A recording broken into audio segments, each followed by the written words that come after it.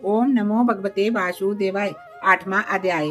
जिसकी दया से सरस्वती बाब रही उपजाए। कार्तिक मास का शरद लिखे 8वां अध्याय। नारद जी ने कहा, हे राजन, अब मैं कार्तिक मास के इस व्रत की उद्यापन विधि बताता हूँ, ध्यान पूर्वक सुनिए। व्रती को चाहिए कि कार्तिक मास में शुक्ल पक्ष की चतुर्दशी को व्रत के संपूर्ण फल की प्राप्ति के लिए तथा विष्णु भगवान जी की प्रसन्नता के लिए उद्यापन करे। तुलसी के ऊपर चंदोवा बनावे, बंधन बार बार फूलों से सुसज्जित करें, चवर से सुशोभित मंडप बनाएं, चारों दरवाजों पर मिट्टी के बने हुए पुण्यशील, सुशील, जय और विजय इन 4 द्वारपालों को अलग अलग बैठावें। तुलसी की जड़ों में 4 रंगों द्वारा सर्वतोभद्र मंडप बनाएं। उसके ऊपर पंचरत्न नारियल रखें और शुद्ध वस्त्र से कलश को ढकें। फिर भगवान विष्णु का पूजन करें। द्वादशी को भगवान विष्णु जागे थे, त्रयोदशी को देवताओं ने उनके दर्शन किए थे, चतुर्दशी को देवताओं ने उनका पूजन किया था, इसलिए भगवान विष्णु की उद्यापन पूजा की जाती है। उस दिन संयम तथा शांत मन से व्रत करना चाहिए। अपने गुरु की मूर्ति बना करके अनेक प्रकार के नैवेद्य आदि से भगवान का पूजन करे। व्रती विविध प्रकार के मंत्रों द्वारा कीर्तन करता हुआ उस रात्रि में जागरण करे। जो प्राणी श्रद्धा पूर्वक भगवान का कीर्तन करते हैं, उन लोगों के 100 जन्मों के पाप धुल जाते हैं। जो व्यक्ति भगवान के नियमित जागरण करके रात्रि भर भगवान का कीर्तन करते हैं, उनको असंख्य गोदान का फल मिलता है।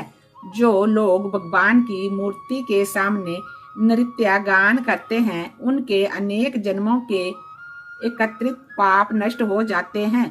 जो भगवान के सम्मुख बैठ कर कीर्तन करता है और बंसी आदि बजा करके भगवत भक्तों को प्रसन्न करता है और भक्ति से रात्रि भर जागरण करता है, उसे करोड़ों तीर्थों को करने का फल मिलता है।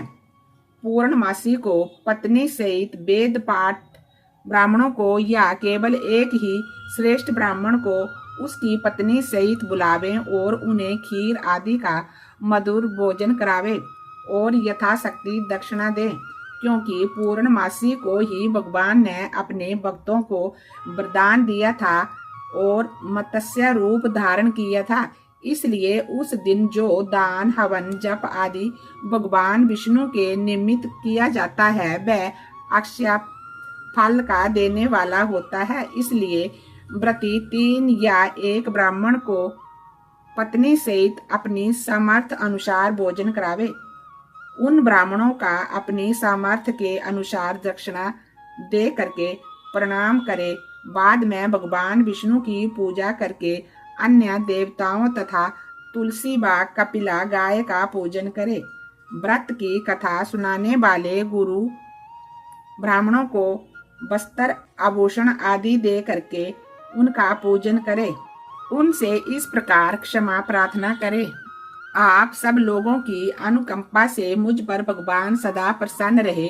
इस व्रत को करने से मेरे 7 जन्मों के लिए किए हुए सारे पाप नष्ट हो जाए, मेरी संतान चिरंजीवी हो, इस पूजा के द्वारा मेरी सभी इच्छाएं पूर्ण हो, मेरी मृत्यु होने के बाद मुझे अतिशय दुर्लभ विष्णु लोक प्राप्त हो। पूजा की सारी वस्तुओं के साथ गाय भी गुरु को दान में दे। उसके पश्चात घर वालों और मित्रों के साथ स्वयं भोजन करें। इस तरीके से जो प्राणी कार्तिक मास का व्रत और उद्यापन करता है, वह पाप रहित हो करके मन वांछित कामनाओं को प्राप्त करता है।